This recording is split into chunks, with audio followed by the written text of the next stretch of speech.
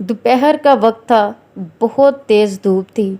एक फ़कीर बेकारी मक्का में चिल्लाने लगा, भूखा हूँ, घर में कुछ नहीं है, बच्चों के लिए कुछ दो।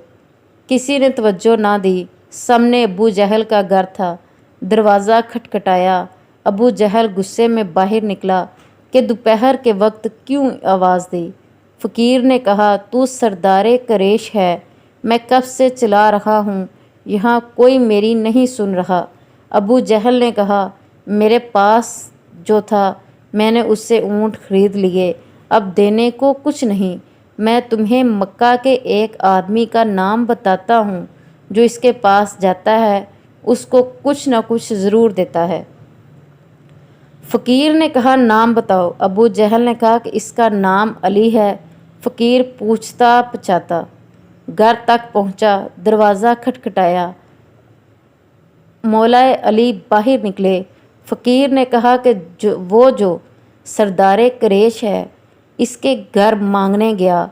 इसने कहा कि आपके पास जाऊं। मौला ने बिठाया, खाना दिया। जब सैर होकर खा चुका तो फ़कीर ने कहा, अब मेरी और भी मदद करो। मौला ने कहा, मुट्ठी बंद करो। इसने मुट्ठी बंद की तो मौला ने 3 बार मुट्ठी पर फूंका और कहा कि मक्का से बाहर जाकर मुट्ठी खोलना। बंद मुट्ठी लिए चल पड़ा। अबू जहल ने देखा फ़कीर को तो उसके पीछे दौड़ा। कहा कि अली ने क्या दिया है। फ़कीर ने कहा, जब मुट्ठी खुलेगी तो पता चलेगा। अब फ़कीर आगे आगे और अबू जहल पीछे पीछे। मक्का ख़त्म हुआ तो अबू जहल ने कहा कि अब मुट्ठी खोल। अब तो मक्का की हद ख़त्म हुई। फ़कीर ने जो मुट्ठी खोली, इसकी आंखें हैरान रह गईं।